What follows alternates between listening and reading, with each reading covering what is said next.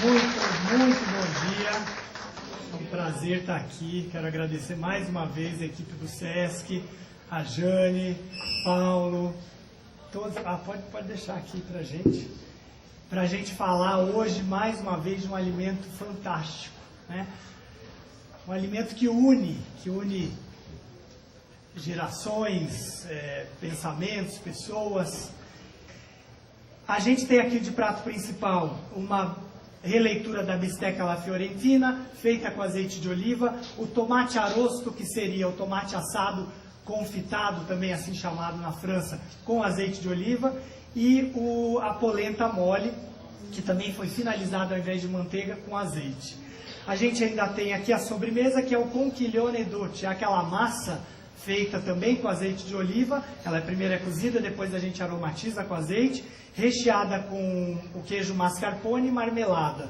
E aí ficou a sobremesa do concurso. Todos com os produtos da empresa, era o pré-requisito do concurso, e foi um momento que me trouxe a entender e conhecer em loco como é que é a produção, desde o frantoio, desde o início, desde as plantações até o momento que chega na mesa, né? E esse ingrediente foi assim avassalador na minha vida, maneira tanto para a parte de saúde, que a gente começa a estudar e ver o tanto que é importante, quanto quando a gente conhece as nuances de sabor e possibilidades na cozinha, até para uma sobremesa, né? Então esse é o azeite de oliva na minha vida. Para você, chefe. Pois é, a história é linda, né? Porque ele foi lá em loco, conheceu, né? Viu como é plantado nas oliveiras, né? Porque a gente vai ver depois a história do azeite, daqui a pouquinho eu vou falar um pouco da história do azeite, mas primeiro eu vou começar falando como é que o azeite entrou na minha vida, assim como entrou na vida do Paulo.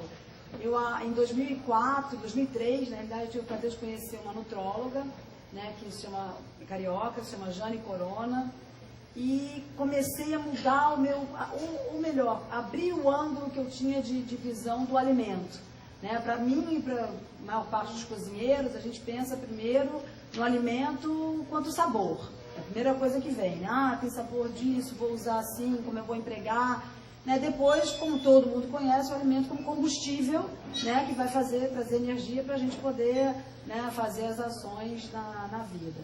E aí a Jane começou a abrir e falou assim, olha, Flávia, tem algo mais aí do que isso, né? Tem um lado, né, nutricional, não só de alimentar a gente, mas nutricional de alimentar duas coisas, da parte saudável e na parte da alma também, porque eu acredito muito nisso. Eu acho que quando a gente faz uma comida com intenção, né, quem não viu Como Água para Chocolate, vê amanhã, alugue amanhã, que fala bem disso, né, de cozinha de alma, do que você coloca quando você está mexendo no ingrediente. Eu sempre acreditei muito nisso, ela me abriu os olhos para isso.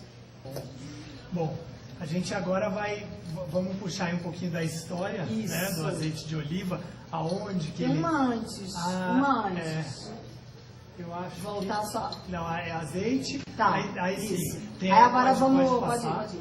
Então aqui a gente tem uma imagem de uma maravilhosa de uma região na Espanha, que a Espanha talvez, existe sempre uma briga entre Portugal, Espanha, Itália, quem faz o melhor azeite, quem produz mais, Hoje mais. A gente encontrou que é a Espanha o maior produtor, mas tem ano que a Itália sai na frente. E essa briga é ótima, porque quem se dá bem somos nós, né? Na realidade, eles ficam lá brigando, quem tem mais azeitona, quem tem mais isso, e vão crescendo o número de bons produtos. Então, a gente vai entender um pouquinho, né? Vamos dar uma pitada, na realidade, e depois o Paulo vai continuar também. Viajar lá para Portugal. Vamos lá para Portugal, exatamente. Que é um dos lugares que produz azeite, que eu, particularmente, talvez, por ser quaresma, né? Que é um dos que eu mais gosto. É muito difícil dizer que um azeite é muito melhor que outro, quando estamos a falar num patamar de virgem extra, de azeites de qualidade. E aquilo que eu acho que é importante é que se deve reter é que há azeites diferentes. Os azeites portugueses são seguramente dos melhores do mundo e são azeites diferentes dos azeites espanhóis, são azeites diferentes dos azeites italianos, têm uma particularidade, são azeites que têm a ver com variedades portuguesas e com o modo de saber fazer em Portugal.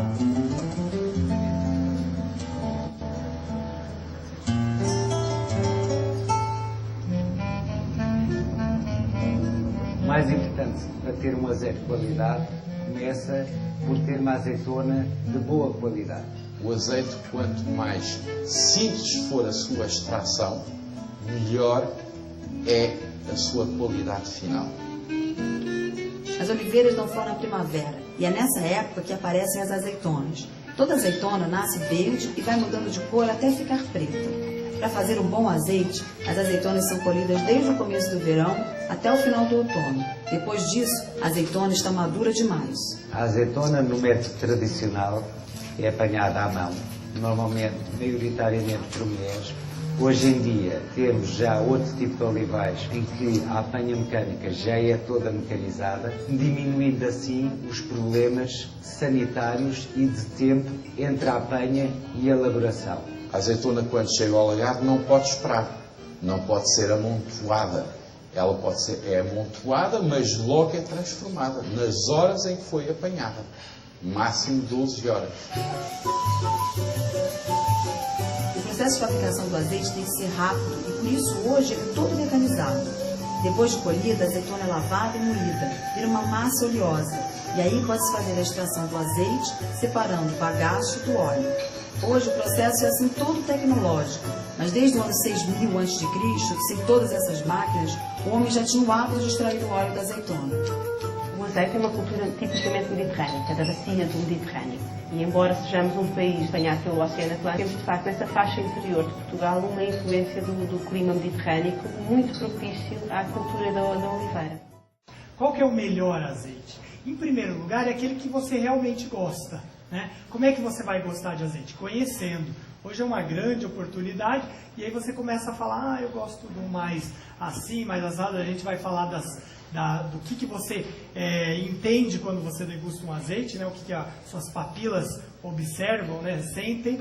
E quanto ao azeite, as classificações de azeite, existe o azeite extra virgem. O que é o azeite extra virgem? Ele é um azeite jovem, esse azeite que chegou, foi extraído já aquela primeira prensa a frio, ele tem uma alta qualidade e uma das questões que define se ele é extra virgem é a acidez dele, que vai variar de 1% a 0,8%, sempre menor do que isso. Tá? Um azeite que tem mais de 1% de acidez, ele já não é mais considerado um azeite extra virgem, certo?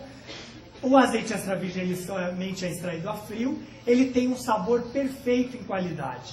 Tá? Esse tipo de azeite, o azeite extra virgem, ele não deve ser aquecido. Por quê? Ele é um ingrediente mais caro, as propriedades dele, tanto de saúde, aquilo que vai contribuir com a sua saúde, quanto organolépticas, de sabor, sensoriais, que você vai sentir, esse azeite ele é mais picante. Se você leva ele a altas temperaturas, você vai perder essa propriedade do azeite extra virgem. Por isso a gente indica que esse ingrediente, um pouco mais caro, que você vai ter na sua cozinha, ele deve ser utilizado para finalizar um prato.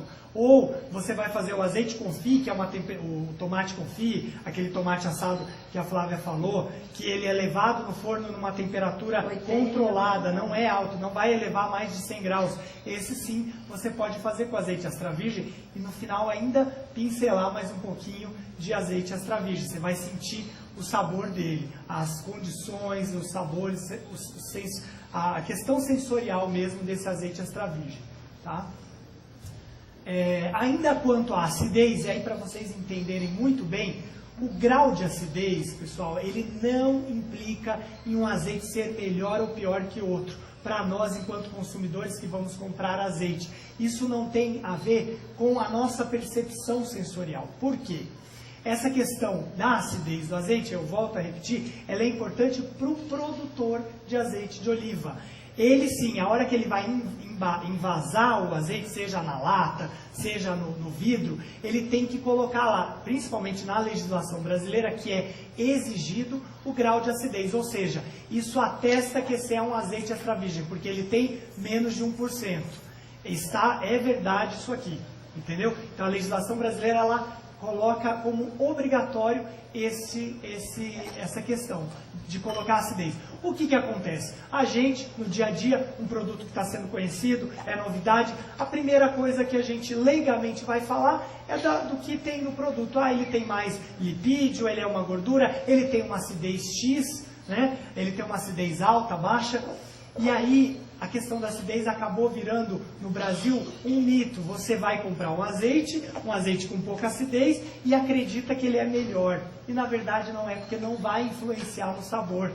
Às vezes um azeite que tem uma acidez 0,8, ele tem um sabor na boca, um residual de sabor adocicado, que nada lembra, nada ácido na sua língua, nada, absolutamente nada. E aí você escolhe um azeite de 0,2 de acidez, a graduação de acidez, você experimenta esse azeite e sente uma acidez. Nas papilas gustativas a gente tem uma região da língua, eu vou até mostrar para vocês um mapinha da língua, a gente sente numa região acidez, né? Acidez do limão, um cítrico, uma nota cítrica, e aí você vai falar, puxa, esse azeite é ácido. Que bom, ele vai somar num prato que você precisa de acidez. Não quer dizer que ele vai fazer mal para a sua saúde, ou que ele vai ser melhor ou pior que o outro azeite. Quebrar esse mito eu acho que é bom, porque as pessoas quando começam a entender, lê no jornal uma frase, e aí já tomam aquela frase como quase um mantra, né? E aí chega, mas esse azeite tem mais de 0,5, então eu não consumo. Isso acaba virando uma confusão. Vira uma grande confusão. Não é, lógico assim, para os extra virgem, abaixo de 1, todos já tendem a ser de excelente qualidade. Aí você vai ter que escolher qual que lhe agrada mais. Bom, eu vou começar aqui a fazer o bacalhau, né? O bacalhau com azeite, acho que nasceram um para o outro ali, né? Eu coloquei o azeite para aquecer. Aí aqui eu botei, então suei a cebola e o alho poró. E vou colocar o bacalhau que foi salgado e está em lascas. Então eu vou dar uma dourada nele.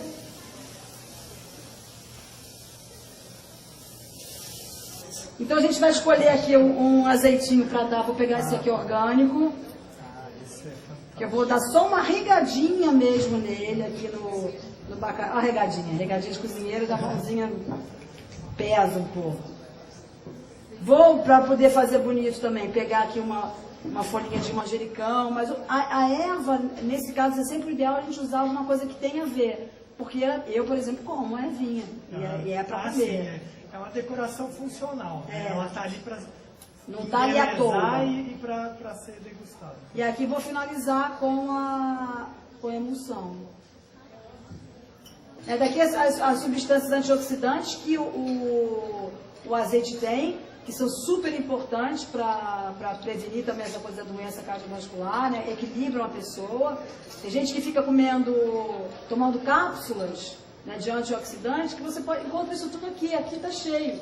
Num prato está cheio. Então aprender a comer da forma correta. E se divertir lá. Obrigada.